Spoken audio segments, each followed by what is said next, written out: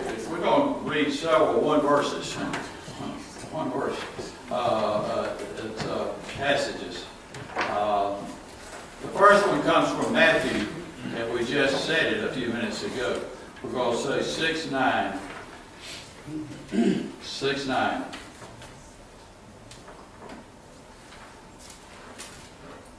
Pray then in this way: Our Father who is in heaven, hallowed be your name.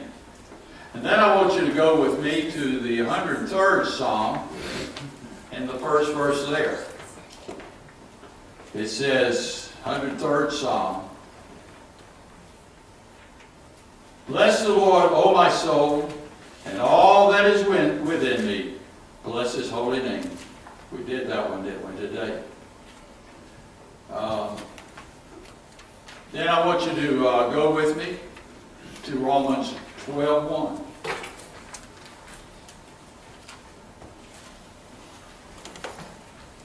He says, Therefore I urge you, brethren. 12:1.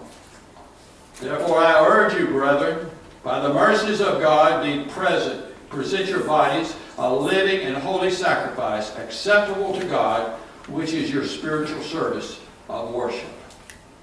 And then there is one more. And if you look in your bulletin, you'll see that it's 1 Corinthians. Coming from 1 Corinthians. The 3:17.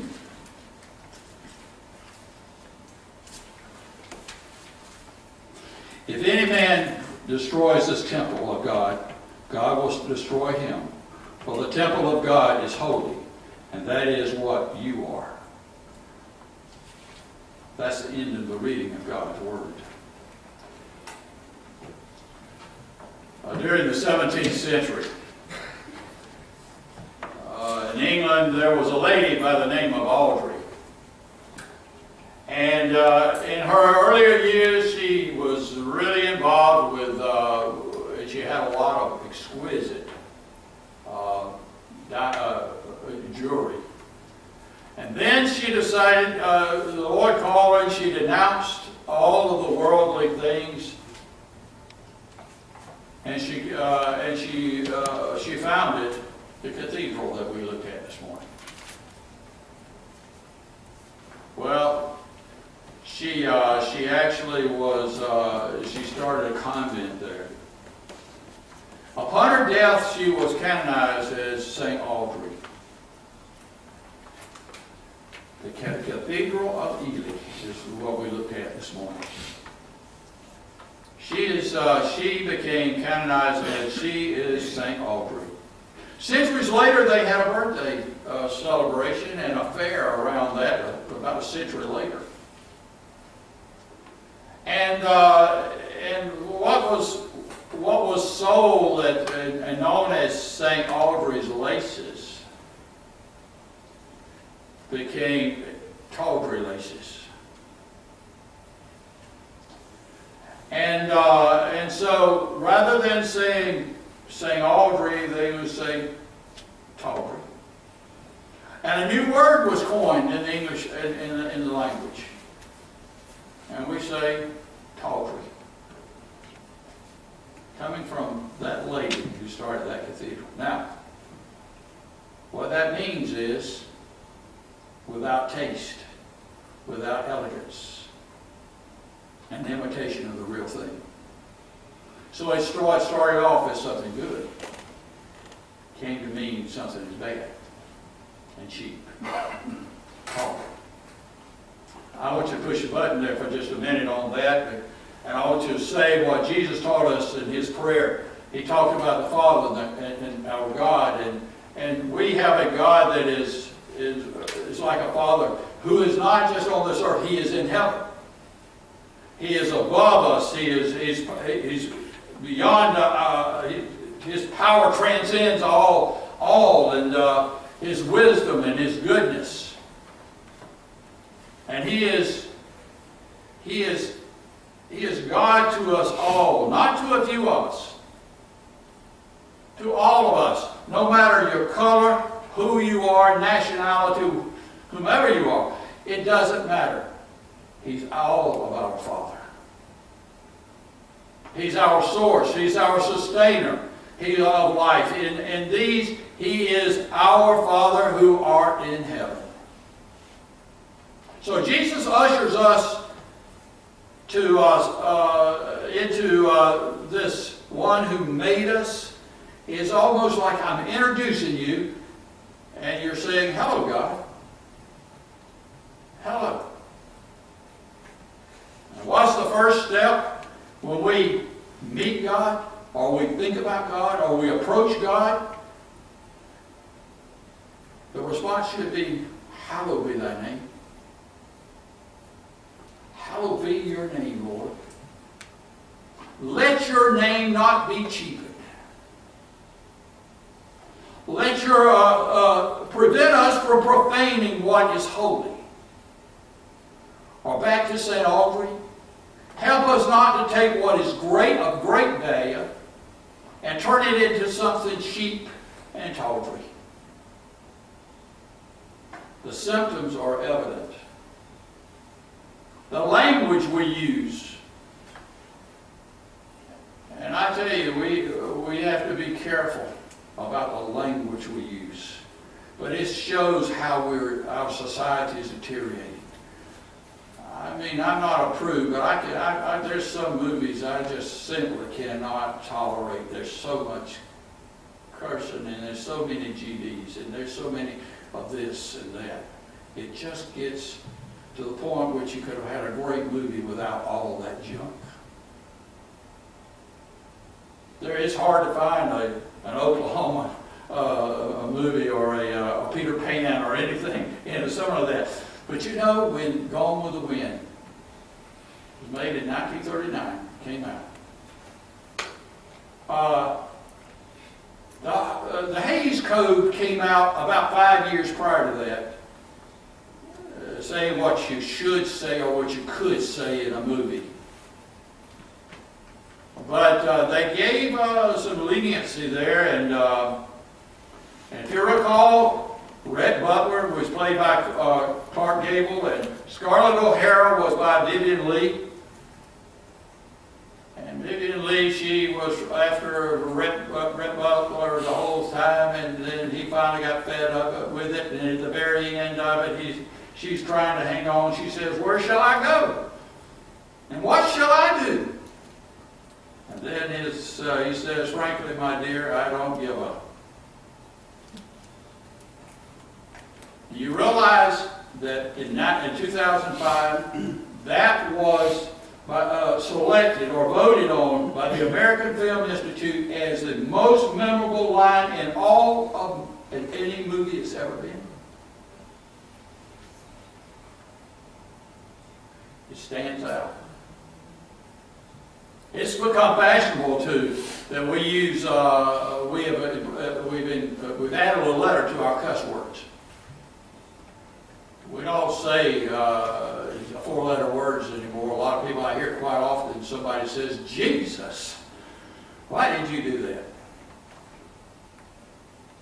We've improved it. Now we've got 5-letter words. It's become, we've taken Jesus and made it cheap. We've made it a profanity. With our impoverished vocabularies, we haven't improved our vocabularies. We've just taken what is valuable and made it cheap. Hallowed be thy name. Symptoms are sometimes evident in the way we worship. What I've seen a church, as many churches say, "I want you to attend our church. It's the friendliest church." And on the bulletin, if you have been seeking, not our church, but if you have been seeking a friendly church, you have arrived. But I want to tell you something. The friendliness is important, but there is something much more important than just friendliness. If you're looking for a country club, if you're looking for an organization just to be sociable and a place to have fellowship, there's a lot of places you can do that. There's 3 or 4 important things is reverence. It's wonder. It's a sense of the holy. Hallowed be thy name. In recent years, we have changed the pronoun when we address God. If you read the King James, it's thee and thou, and a lot of other versions still have that. There's something about thee and thou you just can't. In reading the Psalms, it's almost impossible to read the Psalm. And sometimes you can't understand the Psalm when you read it in Elizabethan and Old English, but it just, sometimes it's difficult. But the fact is that it doesn't sound right. The Lord's Prayer. I'll be looking at the Lord's Prayer and I'll still say thee and thou. If I read it, it'll be your. But if I say it, it's got to be thee and thou. But somehow we have shortened this length between God by saying you. We don't rise up as high. It's almost like knowing God, He's my buddy. And God is not a pal. God is God. He's bigger than a pal. He's more important than that. It's interesting that when Moses was trying to figure out what God's name was, or whomever he was talking to at the burning bush, and then he was saying, well, who am I to tell? God didn't want to give him the name. He hesitated giving him the name. Why? Because once you know the name of a person, you control that person. They've got some control over you once you tell the name. That's why, you want to find out the name of somebody. So once you know their name, that makes a whole different level. Now, I'm sure God was not having a problem with telling eventually his name, but there is that issue in the Jewish faith in the Old Testament. The office of the presidency has decreased significantly in an astronomical way since the Nixon administration. The presidency no longer has that mystique about it. We would never have said some of the things we say about President Carter and President Ford and right on up, because it lost that respect. Hallowed be that name. How do we recover that reverence? What is meant by reverence? It means different things to different people, different denominations. Individuals, it's different. I said something about this a week or two ago. For some people, reverence is shouting. It's loud music.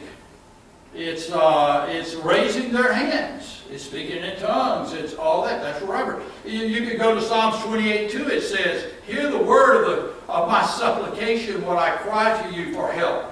When I lift up my hands towards your holy sanctuary." And then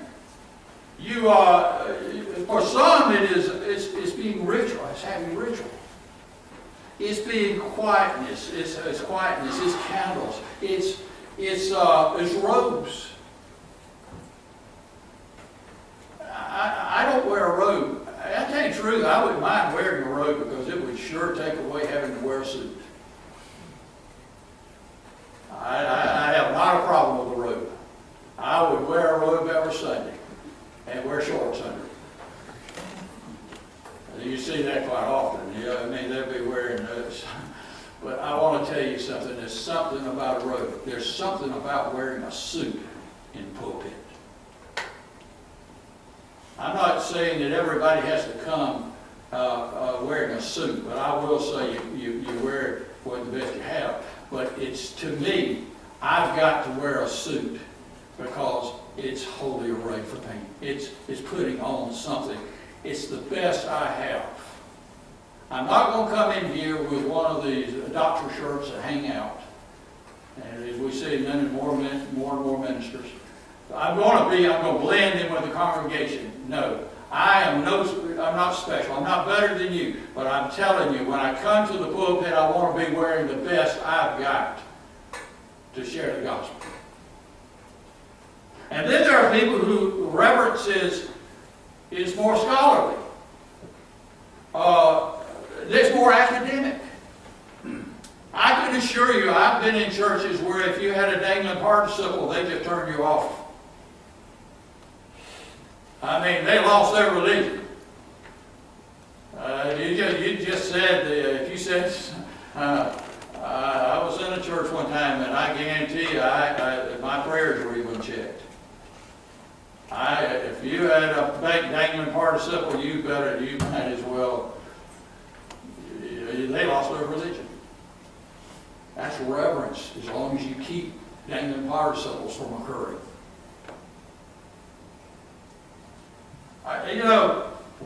What makes you feel good? What is important to you? What makes you feel reverence? I'm sure there's not a definition of reverence. Everybody seems to approach it differently. We're all different. Now, I want to say there are some things that we need to know. There are elements that are essential. And that one is that we did not make ourselves, and the world does not revolve around us. Once you realize that, all you have to do is go out on the top of a mountain and realize that, look, this place is it's vast. If you look through a telescope, you can see that this universe is vast. There is something greater than I am, and I'm just a small part of this universe. And when that baby is born and you look at the fingers and the toes and the ear and the little creases, and you say, that's amazing. And to remembrance is reverence. Hallowed be thy name. Romans 12:2 says, and do not be conformed to this world, but be transformed by the renewing of your mind, so that you may prove what is the will of God is, that which is good and acceptable and perfect. We recover reverence when we establish our priorities. When we start thinking.